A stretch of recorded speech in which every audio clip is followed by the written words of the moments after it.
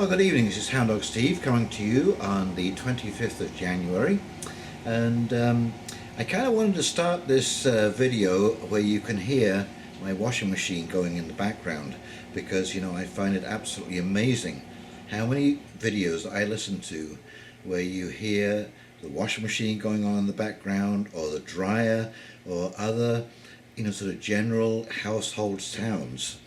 And why I wanted to do that is because this is grassroots reporting. Okay, this is where the rubber hits the road as far as community is concerned. It's when we communicate on this level. And I was just watching a video. It's about an hour and 20 minutes long. It's the a video about Jordan Peterson, and I didn't even bother to expand the screen.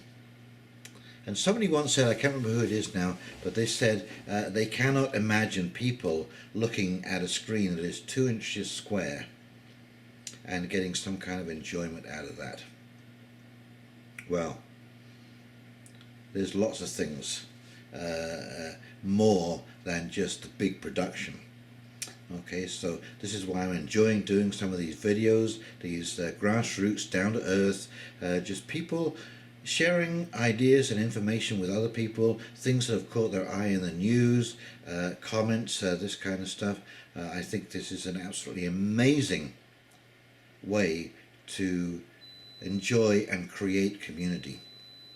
I heard an interesting statistic the other day, and that statistic is that when eBay first started up, there were actually brokerages who created a business around the idea that people would be sending crappy merchandise to buyers, and that buyers would not be paying for the merchandise that they received, or there would be some kind of fakery or embezzlement or fraud or so on and so forth going on.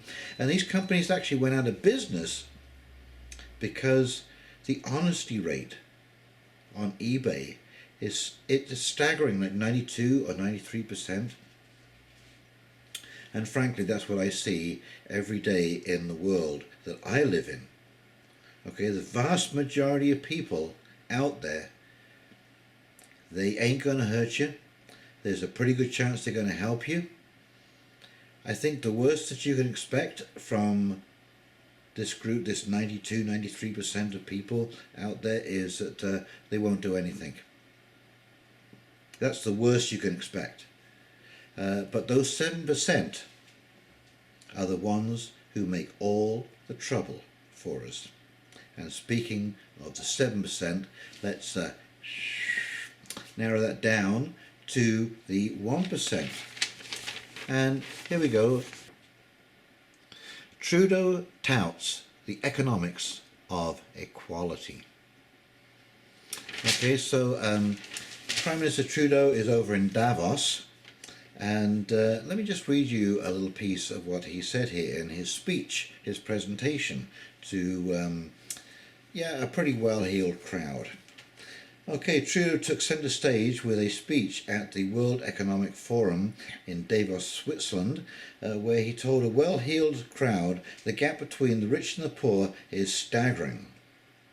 All the while, companies avoid taxes and boast record profits with one hand, while slashing benefits on the other, he said. But that approach can't and won't cut it anymore. Now, I find that's very interesting, because here is a Prime Minister, okay, who ran on a platform of electoral reform, and that we were going to change the first past the post system to a system of proportional representation.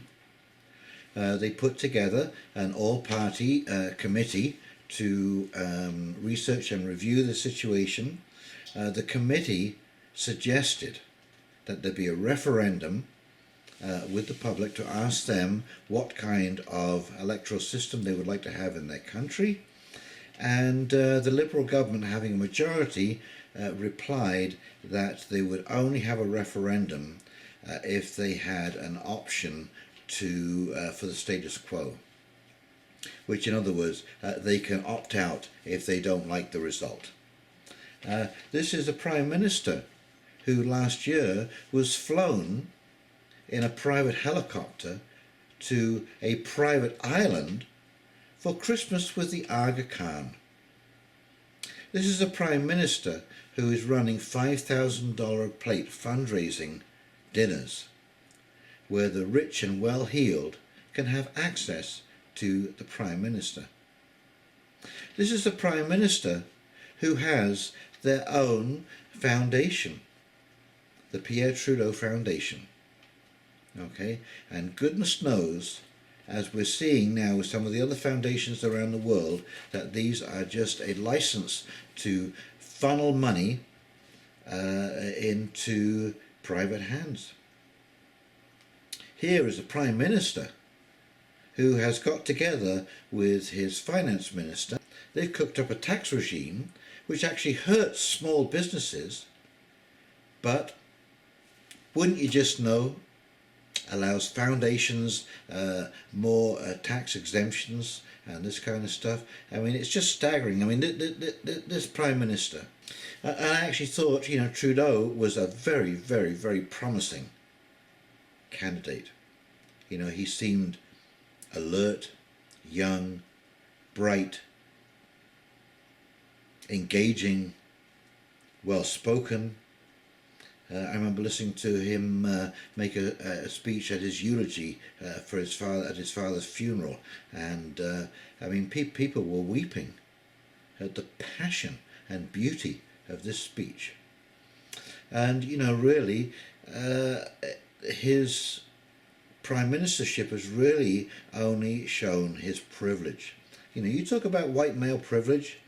That's what we're seeing. Who gets to fly in a helicopter to go see the Aga Khan for Christmas? And incidentally, you know, this has not happened. I mean, I don't think Trudeau has met the Aga Khan for 30 years, I believe I read in an article. It was more his father's connection with the Aga Khan, and so now why suddenly, when Justin Trudeau is Prime Minister, whoop, we're off in the helicopter, going down for a little private consultation there. Now, they could have been talking about the weather. They could have been talking about soccer. They could have been talking about the heights of the waves on the ocean around the island. Or a fishing trip. But we'll never know, because we don't have the kind of transparency that one would expect in a democracy which is touted as being one of the most respected in the world. Okay, next story. Is the chronic use of mouthwash endangering your beneficial bacteria? Well, you bet it is. It's alcohol based. And alcohol kills bacteria. And if you're a smoker, by the way, and you are using mouthwash relentlessly to take away the smell of tobacco, you are severely at the risk of throat cancer. There have been several recent cases. I believe recently Michael Douglas was diagnosed with a case of throat cancer, which was attributed to his love of whiskey and good cigars. Okay, and the idea is that basically your good bacteria in your mouth and your throat protect you from carcinogens. That's what the designer do. But what happens when you drink alcohol is you strip that bacteria away, and so the nicotine can damage the cells in your throat and mutate them. So folks, if you are taking lots of mouthwash, please do be aware of this risk if you are a smoker. Okay, so here we have a story from Chile, and this is the Pope angers abuse victims. And so what has happened is that the Pope has gone to Chile, and of course there have been abuses by priests with the public, sexual abuses by priests with the public, And what the Pope has basically said is that the victims are slandering the bishop. Okay, the bishop apparently, according to the victims, knew all about these sexual abuses and did absolutely nothing. So the Pope has come out and said, as I say, that the public, these victims, have slandered the bishop, and so subsequently they've torched 3 Catholic churches. And now Pope apologizes for comments. But he's still defending the bishop and saying that this bishop has been slandered about child abuse. So anyways, I went online and I'm going to show you the results right now. And this is just in North America, but I was staggered. And it's also a little story about the Pope wading in on the concept of fake news. And I find this, actually, it's fascinating, and I'm probably going to repeat myself as I show you the clip and read through the story. But I kind of wonder if this is a sideways swipe at the mainstream media and really encouraging people to go online and select alt media stories to get their information. Because you know what, I mean, really, when you think about it, you know, you look around me, you see the backdrop behind me. I'm in my office, in my house. This is an incredibly low budget video that I'm making right now. I am not going to make any money off this. No one's paying me to do this video. Tell me, why would I lie? Why would I lie? So anyway, you'll see as I read through this story that the Pope is almost, like I say, encouraging you to look out alt media sources. And by and large, I think you will find that these sources, oh yeah, you're going to find some crazies out there. There's absolutely no doubt about that. But you know, they become apparent after a while. After you listen to them for a while, you know that. Let me let you in a little secret here. You know, one of the key things about human psyche is a subconscious desire to confess. We all have it. Freud discovered it, and it is basically the premise of all police investigation is that the perpetrator actually wants to confess the crime and will leave clues subconsciously, unconsciously, leave clues behind that you can see who the criminal was. Okay, and what you have to be extremely careful of when you're making these videos, and I'm sure in some way or another, you know, all of the things I'm saying are part of the subconscious desire to confess.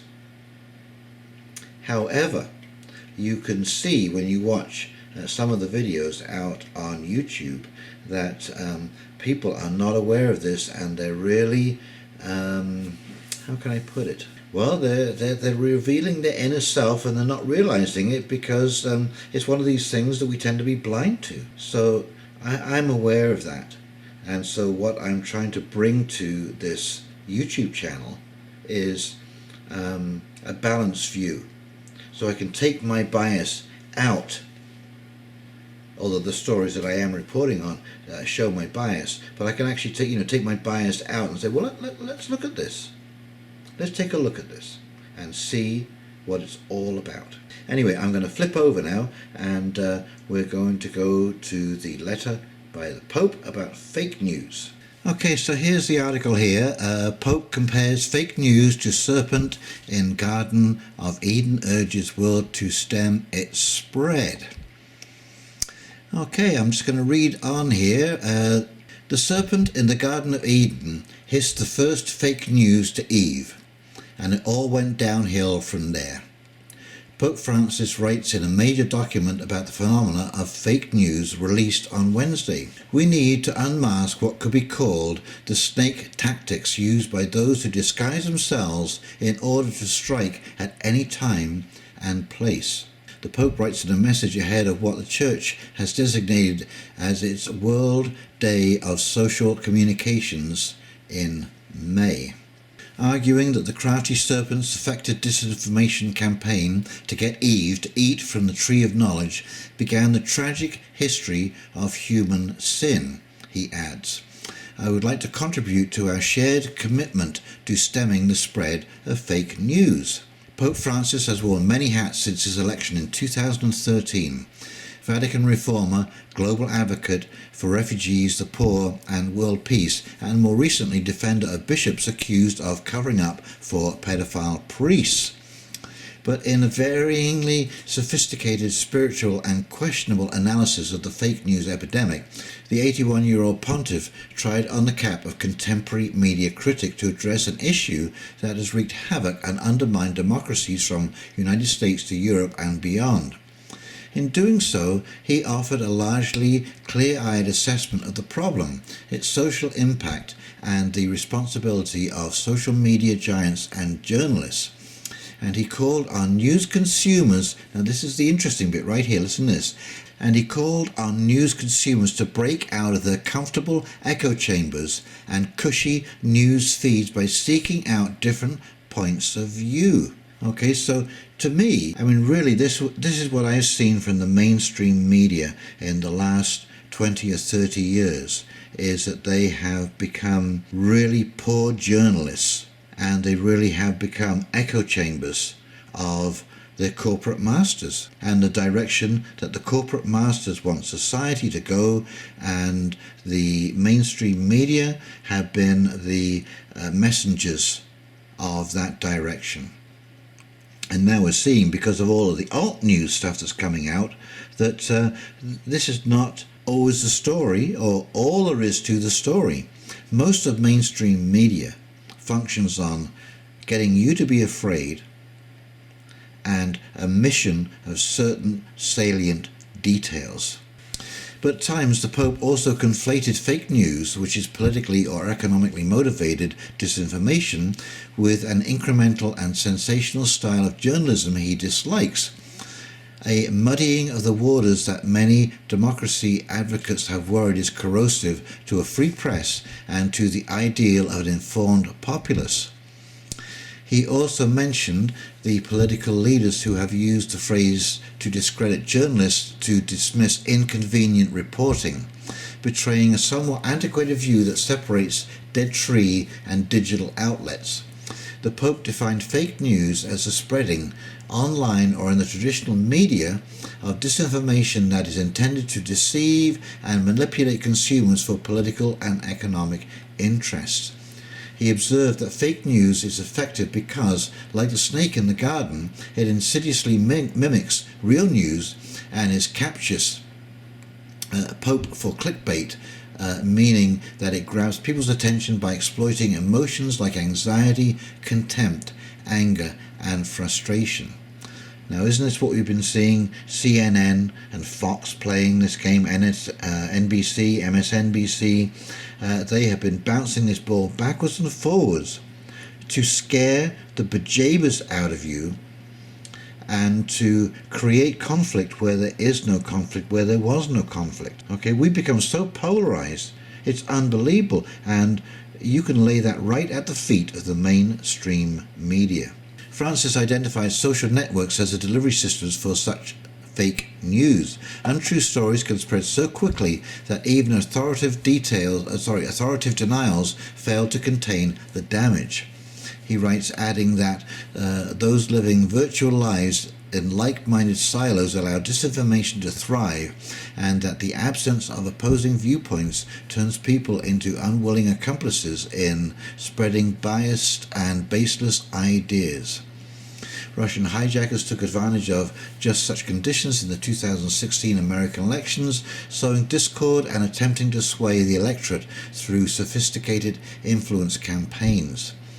Francis steered clear of such real-world examples. Instead, he broadly identified greed as a key engine for the spread of fake news.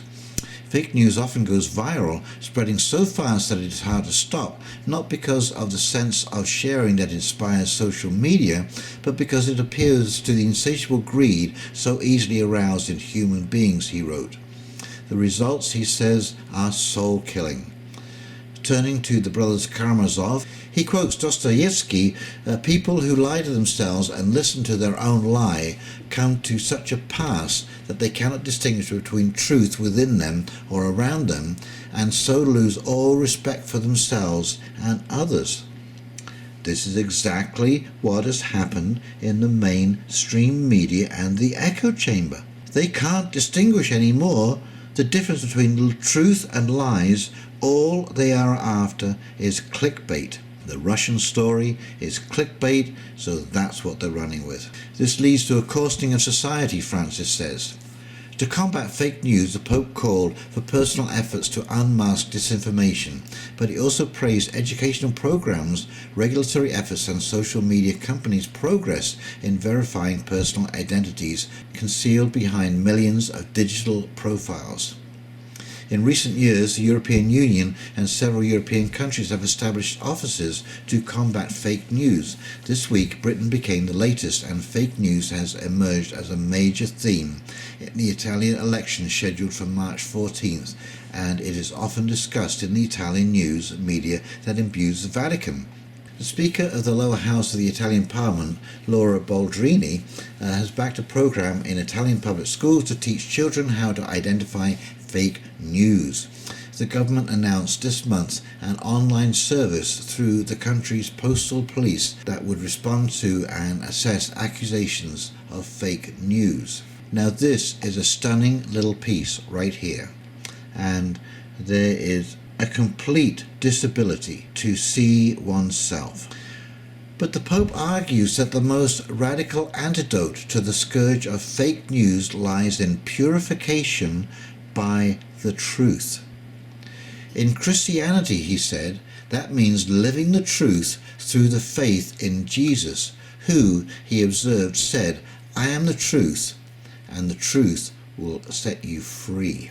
Okay, so we've just gone to the cover-up of pedophilic abuse in Chile, and so I went to bishopaccountability.org, database of publicly accused priests in the United States. Okay, so I went to, just by chance to New York. Okay, so it opens up, and these are all the dioceses in New York. So you open up here. Viewed by diocese. Total individuals, 46. 60. These are 60 priests. Okay, look, it's huge. It goes on and on and on and on. Now these are all publicly, now they are alleged. Okay, so they haven't been proven, but they are in the public. They've been announced. That's why all these details are here as to what actually happened and the complaints. So there we go, 60. Diocese of Buffalo, 17. Archdiocese of New York, 84. Ogdensburg, 8. Rochester, 27. Rockville Center, 59. And Syracuse, 20. And we go to another state, Diocese of Bismarck, 6. And this is every state in the United States of America. I cannot believe the cognitive dissonance that the Pope is going through to support bishops that turned a blind eye to pedophilia and child abuse is absolutely staggering. Anyway, I'm going to leave the link to this website below, and you can peruse and be stunned for as long as you like reading some of the situations going on in America. Along those lines, he argued that marshalling of undeniable facts to hurt and discredit others is not truthful. You mean like defending a pope who witnessed abuse by priests and saying that the victims slandered the bishop? Is that what you're saying? Nor is any statement that provokes quarrels, division or resignation, he says. The truth in the Pope's reading leads to a dialogue and fruitful results. There we go. It's a very bizarre article. It seems to swing from side to side. On the one hand, the Pope seems to be telling you to get out of your comfortable chair and go and check out some alternative sources of information. He's also defending pedophilia, and at the same time talking about truth when I see an absolute, complete lack of wanting to accept the horrible reality of the priesthood around the world. I mean, it's undeniable, and I'm not saying that all priests are bad, but wow. So just in the state of New York alone, there are 321 accused priests, publicly accused priests. I don't know how many priests there are in New York State, but I'd be thinking that 321 is a large number of people to be accused. And as you go through state by state, you see a similar story. I mean, it really is absolutely staggering numbers we're talking about here. So I think we can all see where the words of the Pope have been a bit disingenuous, and why the people of Chile, the victims of Chile, might get a little upset at all of that stuff.